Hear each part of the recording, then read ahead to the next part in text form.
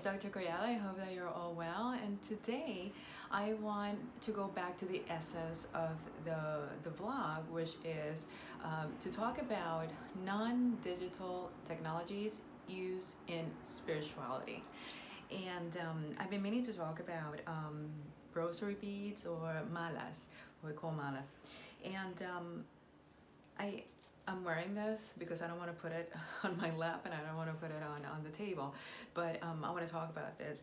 Usually, I think I'm guilty of wearing this type of beads as jewelry, right? Because they look cool, they're fashionable at any given point in my life, right? Same thing with the rosary beads.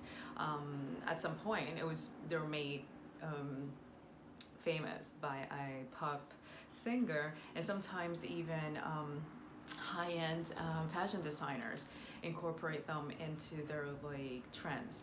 But the reality is that these are non-digital tech tools that serve as training. Is like the training wheels that we use, that we attach to the bike when we're starting to ride a bike. So when it comes to the Catholic rosary beads, each bead represents, you were supposed to, I really don't know it, even though I went to Catholic school, right? I was raised Catholic, but I really don't know it. I would have to read a lot about it, but if you know, it represents a prayer. So when you like go to each bead, you would say a prayer, and it's done in groups.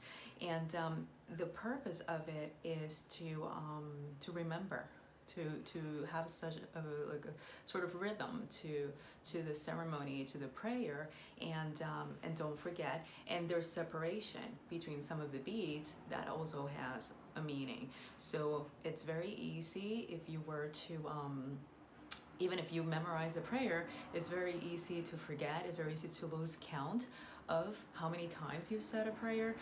So the rosary helps in that sense. Now, the other one that I have is this one, is what's called a mala beads. This is una mala tibetana, estilo tibetano. I cannot say that in English, so I say it in Spanish. And this one was made by a close friend of mine who's knowledgeable in the topic, and he made it for me, and it has 111 beads. Now 111, could be a meaningful number, but part of the reason why there's like 111 beads instead of 108 beads, which is the typical when it comes to this kind of mala, is because newbies like me may skip or forget, one of the beads. So if you have 111, then you make sure that you had at least 108. So it gives you the extra beads to make sure that you said the mantra enough times. So how do I use these? Well, nowadays I'm going by instincts in terms of what I feel I should do, and this one in particular, it was calling me a couple of weeks ago, so I grabbed it and I said, you know what, let me use it. So I do a meditation, and I choose one of my favorite mantras in Gurmukhi, and I just start, and you go, you say it once, and then you touch the other bead, and then you say it until you finish. It can easily take you 20 minutes, 30 minutes, but it's a good way to concentrate, to have have the mind focus on an activity that it's going to help you quiet your mind, meditate, concentrate, and allow your body to reach that sense or that stage where you can listen to your thoughts and sort of like quiet down everything else around you.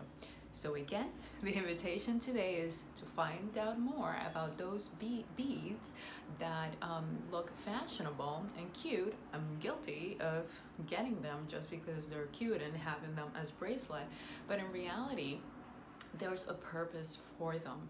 And some people wear them, or maybe wear them around their wrist because, or maybe have the smaller version, because then at any place, if you're traveling, if you're at work, wherever you are, you can just silently, quietly do prayer, your your mantras, whatever the case may be, without getting too much attention.